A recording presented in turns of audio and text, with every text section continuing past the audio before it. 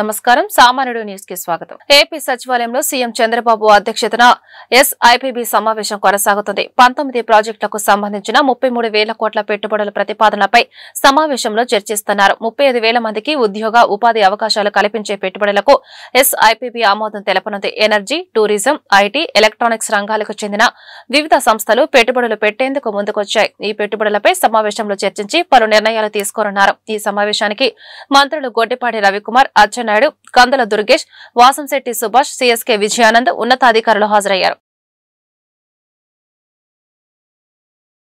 రాష్ట్ర ప్రభుత్వం ఐటీ అభివృద్ధికి తీసుకొస్తున్న కార్యక్రమాలను విజయవంతంగా ముందుకు తీసుకెళ్తున్నట్టు ఏపీటీఎస్ చైర్మన్ మనవ మోహన్ కృష్ణ తెలిపారు. దీనిలో భాగంగా 26 జిల్లాల్లోనూ ఏపీ టెక్నాలజీ సర్వీసెస్ కార్యాలయాలను ప్రారంభిస్తామని చెప్పారు. విజయవాడలో నిర్వహించిన మీడియా సమావేశంలో ఆయన మాట్లాడారు. కూటమి ప్రభుత్వం అధికారంలోకి వచ్చిన తర్వాత కార్యకలాపాలను సమర్థంగా నిర్వహిస్తున్నట్టు చెప్పారు. సాంకేతిక, సైబర్ సెక్యూరిటీ సేవలను మరింత విస్తరిస్తామన్నారు. ఏపీ అంతటా డిజిటల్ పాలనను ముందుకు తీసుకెళ్తున్నామని వివరించారు. రాష్ట్రంలో సైబర్ సెక్యూరిటీ విధానాలను అమలు చేసే నోడల్ ఏజెన్సీగా ఏపీటీఎస్ వివిధ రకాల సేవలను అందిస్తుంది. కంప్యూటర్ ఎమర్జెన్సీ రెస్పాన్స్ టీంలో ఈ సంస్థ నమోదైంది. కీలకమైన సైబర్ సెక్యూరిటీ ఆడిట్లు, భద్రతా బలహీనతలను అంచనా వేసి వాటి పరిష్కారానికి చొరవ చూపే సామర్థ్యం మాకుంది. రాబోయే రోజుల్లో ఈ సైబర్ సెక్యూరిటీ ఆడిటింగ్ ను కేవలం ప్రభుత్వ రంగంలోనే కాకుండా ప్రైవేటు రంగంలోకి విస్తరించబోతున్నాం. ఇందులో ముఖ్యంగా బ్యాంకులు, ఆర్థిక సంస్థలు, బీమా, ఆరోగ్యం, టెలికాం తదితర రంగాలు ఉండబోతున్నాయి. పొరుగు రాష్ట్రాల్లోనూ సేవలు అందించేందుకు ప్రణాళికలు రూపొందిస్తున్నాం. తద్వారా ఆదాయం గణనీయంగా పెరుగుతుందని అంచనా వేస్తున్నాం. ప్రస్తుత ఆర్థిక సంవత్సరానికి ఏపీటీఎస్ ప్రొక్యూర్మెంట్ సర్వీసెస్ లక్ష్యం సుమారు 600 కోట్లుగా నిర్దేశించామని మనవ మోహన్ కృష్ణ తెలిపారు. మొదటి గుర్తొచ్చేది ప్రొక్యూర్మెంట్. కూటమి ప్రభుత్వం వచ్చాక ఈ ప్రొక్యూర్మెంట్ ప్లాట్ఫామ్ ద్వారా 55,486 టెండర్లు ప్రచురించబడ్డాయి. ఈ మొత్తం ప్రాజెక్టుల విలువ 41,000 కోట్ల రూపాయల కన్నా కూడా ఎక్కువ. ఏపీటీఎస్ చేస్తున్న సేవలను మరింత విస్తరించడానికి ఏపీటీఎస్ జిల్లా స్థాయికి విస్తరిస్తుంది. రాష్ట్రంలోని 26 జిల్లాల్లో అన్ని జిల్లాల హెడ్ క్వార్టర్స్లో ఏపీటీఎస్ కార్యాలయాలు ప్రారంభించబోతున్నాం. జిల్లా ఐటీ మేనేజర్ల రిక్రూట్మెంట్ ప్రస్తుతం కొనసాగుతోంది. అతి త్వరలోనే ఈ ఆఫీసులు అన్నీ కూడా ప్రారంభమయ్యి వర్క్ స్టార్ట్ అయ్యే రోజు దగ్గరలోనే ఉంది.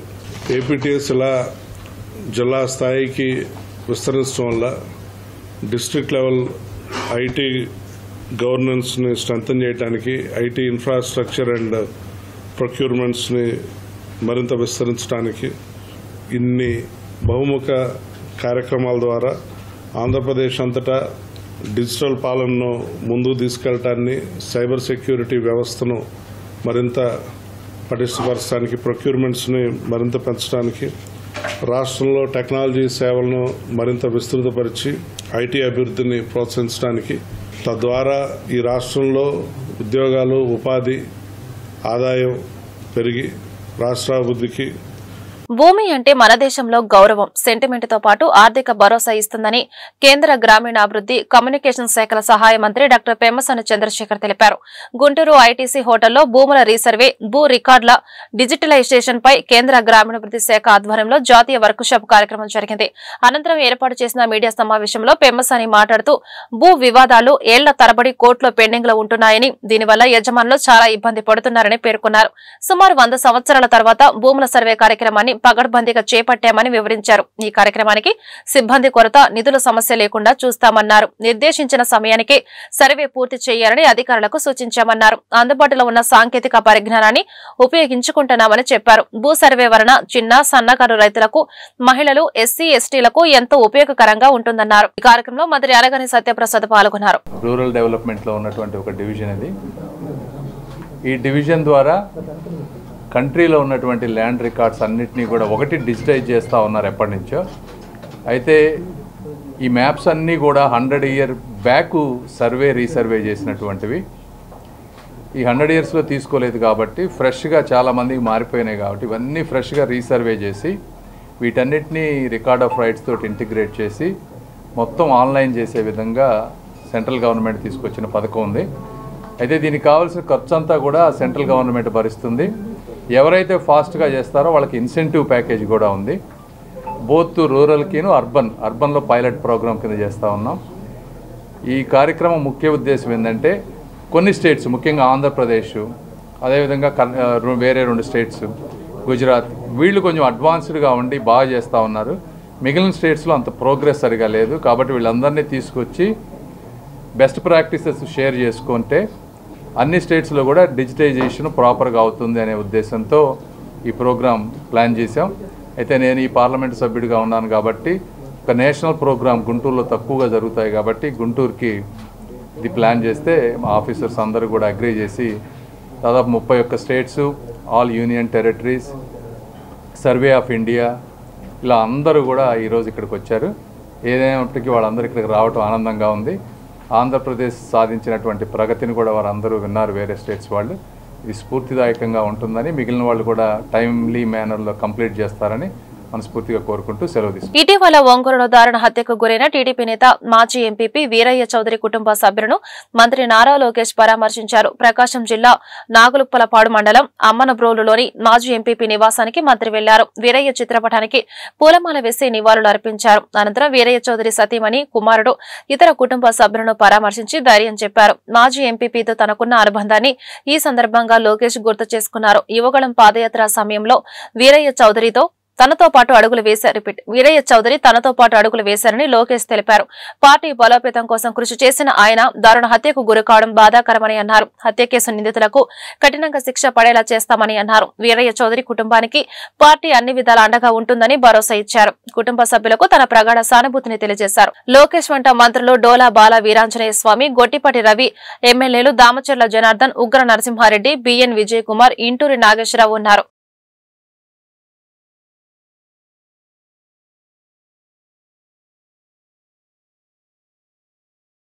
నెల్లూరు రూరల్ నియోజకవర్గంలో ఒకే సమయంలో 339 అభివృద్ది పనులను మంత్రి నారాయణ ప్రారంభించారు. రూరల్ ఎమ్మెల్యే కోటంరెడ్డి శ్రీధర్ రెడ్డి ఆధ్వర్యంలో 60 రోజుల్లో 41 కోట్లతో 339 పనులు పూర్తి చేశారు. ఈ సందర్భంగా కల్లూరుపల్లి వద్ద సభ నిర్వహించారు. నెల్లూరు రూరల్ ఎమ్మెల్యే కోటంరెడ్డి శ్రీధర్ రెడ్డి మాట్లాడుతూ ఈ అభివృద్ది పనులను దేశ సైనికులకు అంకితం చేస్తున్నట్లు తెలిపారు. ఆపరేషన్ సింధూర్ విజయవంతం చేసిన సైనికులను మనం ఎల్లప్పుడూ గుర్తుపెట్టుకోవాలని చెప్పారు. ఎమ్మెల్సీ బీద రవిచంద్ర మాట్లాడుతూ అభివృద్ది చేయాలన్నా, ప్రజల కోసం పోరాటం చేయాలన్నా ఒక్క శ్రీధర్ రెడ్డికి మాత్రమే సాధ్యమన్నారు. ఆయన ప్రజల అవసరాలు గుర్తించి వారి వద్దకు వెళ్లి పనులు చేస్తారని చెప్పారు. ఎంపీ వేమిరెడ్డి ప్రభాకర్ రెడ్డి మాట్లాడుతూ ఇది ఒక చరిత్ర అన్నారు. 339 పనులు ఒకే రోజు ప్రారంభించిన ఘనత ఎమ్మెల్యే కోటంరెడ్డికి చెందుతుందని పేర్కొన్నారు. ఇదే విధంగా ఎంఎస్ఎంఈ పార్కును నెల్లూరు రూరల్ అభివృద్ది చేయాలని కోరారు. నిరుద్యోగ యువతకు ఉద్యోగ అవకాశాలు కల్పించాలన్నారు.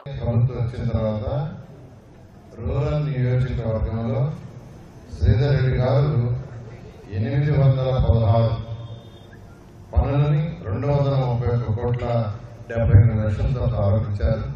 వాటిలో 339 పనులు యాక్చువల్గా కేవలం 60 రోజుల్లో కంప్లీట్ చేసి ఈరోజు ఇక్కడ ఇనాగ్రేషన్కి మనందరం రావడం నిజంగా ఇది ఒక చరిత్ర. శ్రీధర్ రెడ్డి గారి గురించి నేనేం చెప్పాను, నాకంటే మీ అందరూ తెలుసు. అతను పట్టుదలకి మారిపోయారు. ఏదైనా పట్టుకుంటే అది ఎంత వదలదు. నేను చెప్పాను, బీసీ భవన్, అంబేద్కర్ భవన్, నేను సెక్రటరీతో మినిస్టర్తో మాట్లాడాను, చేస్తామన్నారు. త్వరలో కంప్లీట్ చేస్తాం. అదేవిధంగా ఏదైతే బ్రిడ్జి పుట్టేపాడు దగ్గర బ్రిడ్జి అడిగారు, దాన్ని కూడా వీలైన తొందరలో శాంక్షన్ చేయించి చేస్తామని సభా సందర్భంగా తెలియజేస్తున్నాను.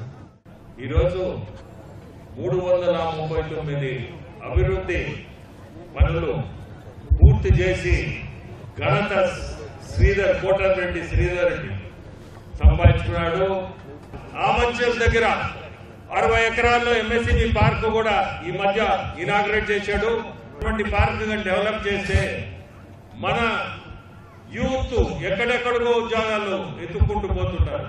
మనకి సెంట్రల్ స్కీమ్స్ లో లోన్లు కూడా దొరికే అవకాశం ఉంది. ఇక్కడనే మనం పరిశ్రమలు కానీ పెట్టగలిగితే ఉద్యోగాలు ఇవ్వగలుగుతాం. అది ఖచ్చితంగా శ్రీధర్ చేయగలుగుతాడు, చేస్తాడు కూడా.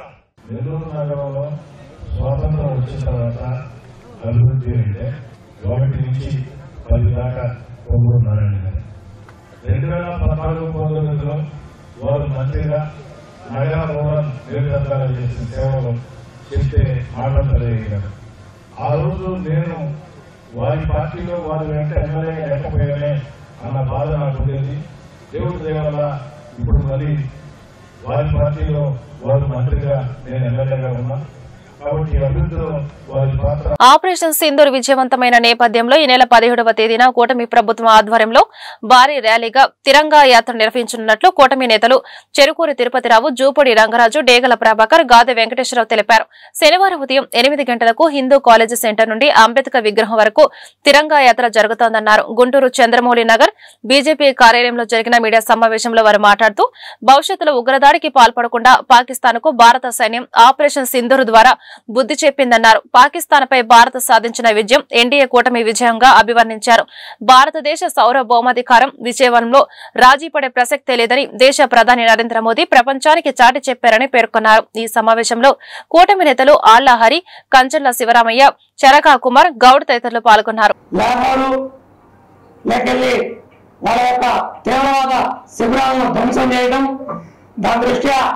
పాకిస్తాన్ మళ్ళా కాలభాగానికి వచ్చింది, ఇది అమెరికా ద్వారా. అలాగే అమెరికా ఏదో మేము మధ్యవర్తం చేస్తున్నాం, మీరు ఎవరు కూడా ఇద్దరు సమన్వయం పాటించండి అని చెప్పి చెప్పడం, దానికి మోడీ గారు ఒకటే చెప్పారు, మాకు ఎవరు మధ్యవర్తం అవసరం లేదు, మా యొక్క భారతదేశ సార్వభౌమాధికారాన్ని మేమే కాపాడుకుంటాం. అలాగే పాకిస్తాన్ చేస్తున్నటువంటి కుయుక్తుల్ని మా యొక్క సైనికులు ఏ విధంగా తిప్పికొట్టారో వాళ్ళకి సంఘీభావంగా భారతదేశంలో ప్రతి ఒక్క రాష్ట్రంలో జిల్లాల్లో కూడా ఈ యొక్క తిరంగా యాత్రలు జరపాలని చెప్పి కేంద్ర పార్టీ ఆదేశాల ప్రకారం ఈరోజు రేపు 15వ తారీఖు జరగబోయే తిరంగా ర్యాలీలో మా యొక్క ఏదైతే ఆంధ్రప్రదేశ్లో మహాకూటమి ఉందో ఈ యొక్క 3 పార్టీల ఆధ్వర్యంలో జాతీయ జెండాలతో ఈ యొక్క తిరంగా ర్యాలీ వేల మందితో ఈ యొక్క ర్యాలీ జరగబోతుంది. ఈ సందర్భంగా విచ్చేసినటువంటి పెద్దలు టీడీపీ భారతదేశంలో మోడీ గారి నాయకత్వాన భారత సైనికుల యొక్క వీర శౌర్యాలని ప్రపంచం ముందు చాటం ముందు గమనించాం. పహల్గాంలో జరిగినటువంటి దాడికి స్పందన, ప్రతిస్పందన ఎన్డీఏ కూటమి ప్రభుత్వం ఎట్లా ఇస్తుంది అనేటువంటిది యావత్ ప్రపంచానికి చాటి చూపించాం.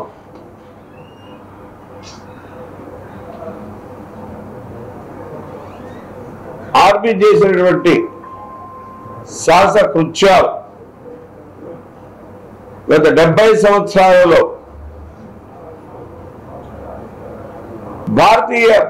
భారత ప్రభుత్వం చెప్పినటువంటి ఏ తివంత పటాకం ఏదైతే ఉందో చక్రవర్తి ఏదో అది మాత్రమే అన్ని పార్టీలు దీన్ని తీసుకొని ముందుకు పెడతాయి. ఈ కూటమి భారతదేశం యొక్క సౌభ్రతత్వానికి అత్యున్నత స్థానానికి నిలబెట్టడం. మొన్న జరిగినటువంటి పహల్గాంలో జరిగినటువంటి ఉగ్రవాద చర్యకి ప్రతీకారంగా ఏదైతే ఉగ్రవాద చర్యల్ని ముట్టు పెడతామని చెప్పేసి ప్రధానమంత్రి మోడీ గారు ఏదైతే ఇచ్చారో దానికి మన దేశం సైనికులు, సాయుధ బలగాలు మొత్తం కూడా పోరాడి భారతదేశం అంటే ఇది అని సాటి చెప్పి భారతదేశ ఆయుధ బలం ఎలా ఉంటుందో మరి పాకిస్తాన్కి చూపినటువంటి మన ఏదైతే సాయుధ బలగాల సైనికులందరూ కూడా మా తరఫున ధన్యవాదాలు తెలియజేసుకుంటూ, అలానే దేశభక్తి ప్రతి ఒక్కరికి కూడా తెలియజేయాలని చెప్పేసి మన సైనికులు చేసినటువంటి ఆ రోజు ప్రదర్శించినటువంటి కార్యక్రమాన్ని ప్రతి ఒక్కరికి కూడా దేశభక్తి ద్వారా అందరూ కూడా ఐకమత్యంతో ప్రధానమంత్రి మోడీ గారికి సైనికులకి సపోర్టుగా ప్రతి పౌరుడు ఉన్నాడని చెప్పేసి తెలియజేస్తూ దీని దిశగా రేపు తిరంగా యాత్ర అనేది మరి ముఖ్యంగా భారతదేశంలో ఐకమత్యం అనేది ఏ రకంగా ఉందో కూడా అందరం చూసాం. ఈ పరిణామాల నేపథ్యంలో రాజకీయ పార్టీలుగా రాజకీయ నాయకులకి అలానే ఎవరైతే బోర్డర్లో దేశ రక్షణ కోసం ఉన్నటువంటి సైనికులకి మనోనిబ్బరాన్ని కలిగించే విధంగా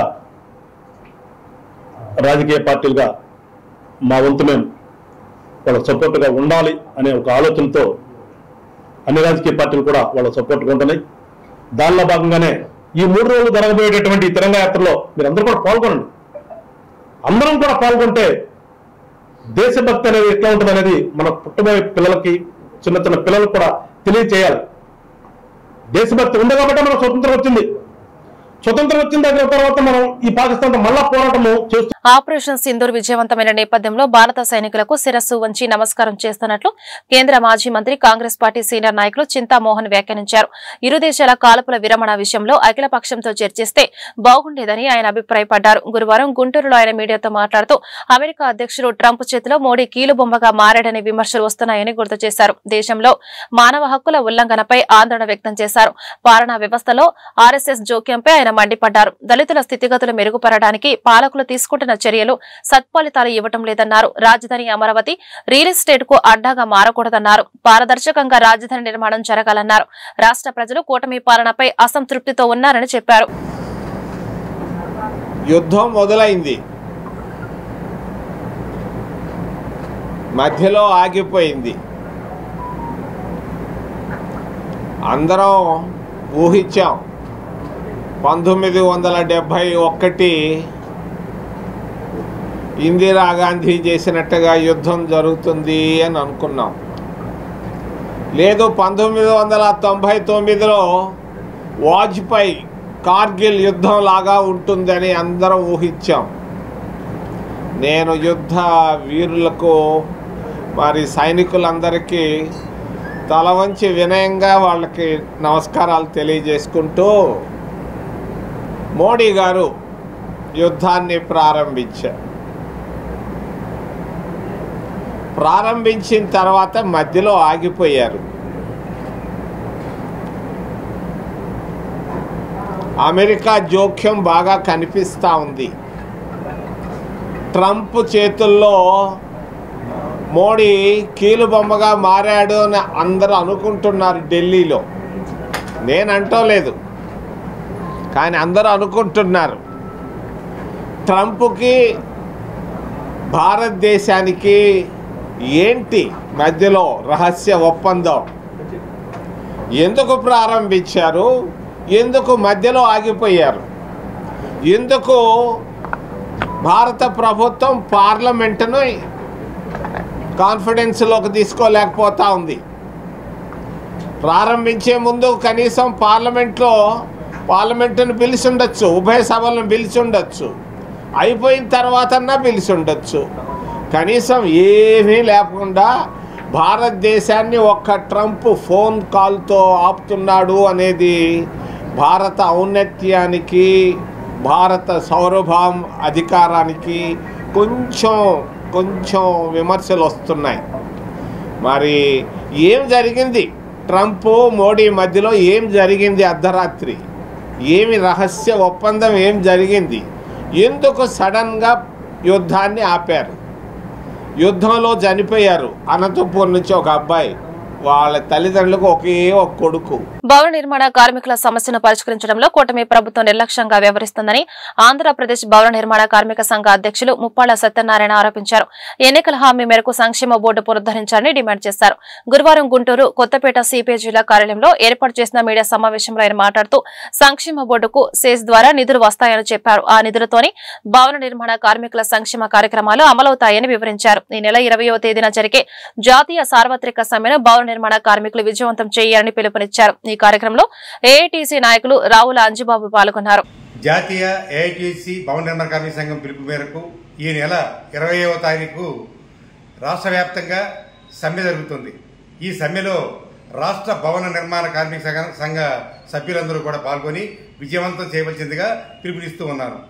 అలాగే గత ప్రభుత్వం ఏదైతే జియో నెంబర్ 17 తీసుకొచ్చి రాష్ట్ర సంక్షేమ బోర్డుని నిర్వీర్యం చేసిందో, మేము అధికారంలోకి వస్తే కూటమి ప్రభుత్వం వచ్చిన వెంటనే మేము సంక్షేమ బోర్డుని ప్రవేశపెడతాం, పునఃప్రారంభిస్తామని చెప్పడం జరిగింది.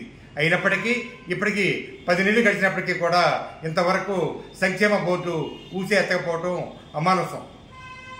ఈ సంక్షేమ బోర్డుకు ప్రభుత్వ నిధులు ఇవ్వాల్సిన అవసరం అయితే ఏమీ లేదు. సెస్ ద్వారా వచ్చే డబ్బులు మాత్రమే ప్రభుత్వ డబ్బుతో అవసరం లేకుండా ఈ సెస్ ద్వారానే మరి సంక్షేమ బోర్డును నడిపే అవకాశం ఉంది. ఏదైతే భార్య ప్రశస్తే 20,000 రూపాయలు ఇస్తున్నారో, కుమార్తె ప్రశస్తే 2 కానుపులకి 20,000 రూపాయలు కాడికి ఇస్తున్నారు, సహజ మరణానికి 40,000 రూపాయలు ఇస్తూ ఉన్నారు. అలాగే యాక్సిడెంటల్ మరణం చెందితే 5 లక్షల రూపాయలు ఇస్తూ ఉన్న డబ్బులు మొత్తం కూడా సంక్షేమ బోర్డుకి నిధుల ద్వారా మొత్తం కూడా సెస్ ద్వారానే వస్తూ ఉంటాయి. ఈ సెస్ ద్వారా వచ్చే డబ్బులతో చేసేదాన్ని కూడా మేనమేసాలు లెక్క పెడుతూ రాష్ట్ర ప్రభుత్వం మేము ఇస్తామన్నా ఇలాకపోవటం చాలా దుర్మార్గంగా ఉంది. కాబట్టి ఇప్పటికైనా రాష్ట్ర ప్రభుత్వం కలుదెరిచి ఇచ్చిన హామీని నిలబెట్టుకొని ఈ కార్మికులను ఆదుకోవాల్సిన ఆవశ్యకత ఉందని చెప్పి రాష్ట్ర ప్రభుత్వం డిమాండ్ చేస్తూ ఉన్నారు. గత వైసీపీ ప్రభుత్వం ల్యాండ్ టైటిలింగ్ పేరుతో ప్రజలను భయం భ్రాంతులకు గురి చేసిందని రాష్ట్ర మంత్రి అనగాని సత్యప్రసాద్ ఆరోపించారు. పాస్బుక్లపై సర్వే రాళ్లపై బొమ్మలు వేసుకునే చరిత్ర జగన్దని ఎద్దేవా చేశారు. భూ రీసర్వే ద్వారా రైతులకు అన్యాయం జరుగుతోందని ఆయన చెప్పారు. గురువారం గుంటూరులో ఆయన మీడియాతో మాట్లాడుతూ భూ రికార్డుల రీసర్వే డిజిటలైజేషన్ వలన రైతులకు ఎన్నో ప్రయోజనాలు ఉన్నాయని వివరించారు. ఆధునిక టెక్నాలజీతో భూ రీసర్వే కొనసాగుతుందని వెల్లడించారు. రాష్ట్ర ముఖ్యమంత్రి చంద్రబాబు నాయుడు ప్రతిష్టాత్మకంగా ఈ కార్యక్రమం తీసుకున్నారని పేర్కొన్నారు. గ్రామ సభల ద్వారా ప్రతి రైతుకు న్యాయం జరిగేలా ఈ కార్యక్రమం రూపొందించామన్నారు. చిత్తశుద్ధితో ప్రతి ఒక్క వారికి కూడా ఒక హక్కుతో పత్రం ఇవ్వాలనే లక్ష్యంతో ఈ ప్రభుత్వం పనిచేస్తూ ఉంది. ఎందుకంటే పేదవాడికి చాలా సెంటిమెంట్, ఒక ఎమోషన్ భూమి అంటే. అతని యొక్క బౌండరీస్, అతని యొక్క హక్కు అనేది పకడ్బందీగా ఉండాలా, భావి తరాలకి వాళ్ళు ఏదైతే ఇవ్వాలనుకుంటారో అది పకడ్బందీగా ఇవ్వాలని చెప్పే లక్ష్యంతోనే వాళ్ళు ఎప్పుడు ఆలోచన చేస్తూ ఉంటారు. అది వాళ్ళకి సమకూర్చాలని చెప్పే లక్ష్యంతో ఈ ప్రభుత్వం పనిచేస్తూ ఉంది. రాజకీయంగా కూడా మాట్లాడంటే గత ప్రభుత్వం ఏదైతే ఉండిందో దాని మీద శ్రద్ధ పెట్టకుండా కేంద్ర ప్రభుత్వం ఎంతో సపోర్ట్ చేస్తున్నప్పటికి కూడా ఇక్కడ ప్రభుత్వం గతంలో దాన్ని మంచిగా చేయలేదు. ఏదైతే గ్రీవెన్స్ ఉంటే సమయం 40 రోజులు 30 రోజులు ఇవ్వాల్సిన సమయాన్ని 15 రోజుల్లో పెట్టడం, అలాగే మీకు తెలుసు అప్పుడు ల్యాండ్ టైటిలింగ్ యాక్ట్ కూడా తీసుకొచ్చి అందరికీ భయభ్రాంతులు చేసినటువంటి పరిస్థితి. అవన్నీ కూడా భయంతో పోయే దిశగా ప్రతి ఒక్క గ్రామంలో కూడా, ఎందుకంటే minister of state rural development communication మా పెమ్మసాని చంద్రశేఖర్ గారు అయిన తర్వాత వారి యొక్క సపోర్ట్ అక్కడ ఉండటం మాకు ఇక్కడ చాలా అండగా ఉన్నటువంటి పరిస్థితి. అందుకనే ప్రతి ఒక్క గ్రామంలో ఏదైతే 6,688 గ్రామాల్లో వాళ్ళు అప్పుడు రీసర్వే పూర్తి చేశారో అన్నింటిలో కూడా గ్రామ సభలు పెట్టి ప్రతి ఒక్క గ్రీఫ్ అంటే దాదాపుగా 2,80,000 గ్రీఫ్ వచ్చినాయి. అవన్నీ కూడా 100% రిజాల్వ్ చేసి ఎక్కడైతే మనం చేయలేనటువంటి సమస్యలు ఉన్నాయో వాళ్ళని మోటివేట్ చేసి ఎక్స్ప్లెయిన్ చేసి వాళ్ళకి ఎందుకు చేయలేకపోతున్నాం, గతంలో ఎందుకు తప్పిదంతో మీకు ఇలా జరిగిందని కూడా వాళ్ళకి చేసి డీటెయిల్డ్గా స్పీకింగ్ నోట్ ఇచ్చినటువంటి పరిస్థితి చరిత్రలో ఎప్పుడు లేదు, అది ఇప్పుడు జరుగుతూ ఉంది. ఎందుకంటే గౌరవ ముఖ్యమంత్రి గారు ఎప్పుడు కూడా ఈ రీసర్వేలో ఎలాంటి పేదవాడికి కూడా అన్యాయం జరగకూడదు అని చెప్పేసి ఎప్పటికప్పుడు మమ్మల్ని గైడ్ చేస్తూ ఉన్నారు. CCLA మేడము, అలాగే మన అడిషనల్ CCLA వారు కూడా ఎప్పటికప్పుడు పర్యవేక్షణ చేసుకుంటా ఉన్నాం. మేము కాన్ఫరెన్స్ పెట్టుకుంటా ఉన్నాం. మీకు గతంలో కూడా చెప్పున్నాం. ఎందుకంటే గతంలో తగ్గిన తప్పిదాలు ఎక్కడ కూడా జరగకుండా ప్రతిదీ కూడా బ్లాక్స్ చేసుకుని 200-250 ఎకరాలు పెంచకుండా ఒక బ్లాక్ చేసుకుని దానికి ముగ్గురు ఆఫీసర్లని ఒక టీమ్గా ఏర్పాటు చేసి పెట్టాం. అలాగే ఏదైతే రీసర్వే చేస్తూ ఉన్నారో ఆ రైతుకి కంపల్సరీగా కమ్యూనికేషన్ ఇచ్చి వాట్సాప్ గ్రూప్ క్రియేట్ చేసి వాళ్ళు బయట ఊర్లలో ఉంటే వాళ్ళతో వీడియో కాల్స్ కూడా మాట్లాడి వాళ్ళ బౌండరీస్ డిమార్క్ చేసి అన్నీ కూడా చేయడంతో పాటు QR కోడ్తో వాళ్ళ పాస్బుక్ కూడా నేను చెప్పే పాస్బుక్స్ అన్నీ కూడా జియో ట్యాగింగ్ చేసి అది QR కోడ్ కొడితే డైరెక్ట్గా ఫోన్ నుంచి వాళ్ళ భూమి మీదకి వెళ్ళిపోయే విధంగా వాళ్ళ బౌండరీస్ కూడా ఇచ్చే విధంగా నూతనమైన పాస్బుక్ కూడా మొన్ననే టెండర్ కూడా అయింది. ఎందుకంటే గత ప్రభుత్వం మీకు చెప్పాం, మళ్ళీ వాళ్ళు ఫోటోలు వేసుకున్నారు. నేను ఎప్పుడు చెప్తా ఉంటా, ఫోటోలు వేసుకుంటే మా అమ్మతో మా నాన్నతో మా తాతతో వేసుకోవాలి, మా భూమి ఇచ్చిన వాళ్ళు వేసుకుంటాం. అంతేగాని అప్పుడు ముఖ్యమంత్రి ఏదన్నా ముఖ్యమంత్రిలో వచ్చి రాజకీయ నాయకుడు టెంపరీ ఇచ్చే కూటమి పాలనలో రాష్ట్ర పరిస్థితి దయనీయంగా ఉందని వైసీపీ నాయకులు అంబటి రాంబాబు ఆరోపించారు. రాష్ట్రంలో రెడ్ బుక్ రాజ్యాంగం నడుస్తుందని మండిపడ్డారు. ప్రజా సంక్షేమం అభివృద్ధి మరిచి రాజకీయ కక్ష సాధింపు చర్యలకు పాల్పడుతున్నారని విమర్శించారు. గురువారం గుంటూరులో ఆయన మీడియాతో మాట్లాడుతూ చంద్రబాబు నారా లోకేష్ పై ఓ రేంజ్ లో ఫైర్ అయ్యారు. వైసీపీ తిరిగి అధికారంలోకి వస్తుందన్న భయంతో అక్రమ అరెస్టులకు పాల్పడుతున్నారని ధ్వజమెత్తారు. రాష్ట్ర మంత్రులు దౌర్జన్యాలకు బెదిరింపులకు పాల్పడుతున్నారని ఆరోపించారు. ఈ 5 సంవత్సరాల్లో సంక్షేమం, అభివృద్ధి, ట్రాన్స్పరెన్సీ, ప్రజల యొక్క కొనుగోలు శక్తి, రెవెన్యూ ఆదాయం, మూలధనం పెట్టుబడి ఈ రంగాల్లో చాలా ట్రాన్స్పరెంట్గా పరిపాలన సాగింది. రాష్ట్రం అభివృద్ధి చెందింది. ఈ సంవత్సర కాలంలో చంద్రబాబు నాయుడు గారి పరిపాలన చూస్తే ఎవరికైనా బాధ కలిగేటటువంటి పరిస్థితి ఏర్పడతా ఉంది. చంద్రబాబు నాయుడు గారి ఎన్నికలకు ముందు అనేక రకాలైన మాటలు చెప్పారు. ఆదాయాలు సృష్టిస్తా అన్నాడు, సంపద సృష్టిస్తానన్నాడు, ప్రజలకు ఆదాయాలు పెంచడంతో పాటు రాష్ట్రాన్ని అన్ని రంగాల్లో అభివృద్ధి చెందేస్తాను, సంక్షేమ కార్యక్రమాలు ఇచ్చేస్తాను అని అనేకమైన గొప్ప విషయాలు చెప్పి నమ్మించాడు. సంవత్సరం అయింది అధికారంలోకి వచ్చి. ఇవాళ రాష్ట్ర పరిస్థితి చూస్తే దయనీయమైన స్థితికి నెట్టబడతా ఉంది. తిరోగమనంలో రాష్ట్రం వెనక్కి వెళ్తూ ఉంది. చంద్రబాబు నాయుడు గారు వచ్చిన దగ్గర నుంచి జగన్మోహన్ రెడ్డి గారి మీద ఏం బురద జరుగుదాం, ఆయన ఏ విధంగా వ్యక్తిత్వ హననాన్ని చేద్దాం, జగన్మోహన్ రెడ్డి గారి రాజకీయ పార్టీకి సంబంధించినటువంటి వ్యక్తుల మీద ఏ విధంగా క్రిమినల్ కేసులు పెడదాం, వేధిస్తాం, జగన్మోహన్ రెడ్డి గారు చుట్టుపక్కల ఉన్న వారి మీద లేనిపోని కేసులు పెట్టి ఆ కేసుల్లో విరికించి వేధించి భయపెడదాం అనే ఒక రెడ్ బుక్ రాజ్యాంగాన్ని ఆయన అమలు చేస్తున్నాడు. సమయం అంతా, శ్రమంతా, సామర్థ్యం అంతా చంద్రబాబు నాయుడు గారు దీని మీదే ఉపయోగిస్తున్నాడు తప్ప రాష్ట్రం అభివృద్ధి గురించి కానీ, సంక్షేమం గురించి కానీ, ప్రజల యొక్క బాగోగుల గురించి కానీ ఆలోచించే పరిస్థితే లేనటువంటి ఒక దౌర్భాగ్యమైనటువంటి పాలన చంద్రబాబు నాయుడు గారు కొనసాగించేటటువంటి కార్యక్రమం ఇవాళ చేస్తున్నాడు. ఇవాళ మనం చూస్తే ఎంత దుర్మార్గం అంటే బాలాజీ గోవిందప్ప. ఈ వార్తలు ఇంతటితో సమాప్తం. నమస్కారం.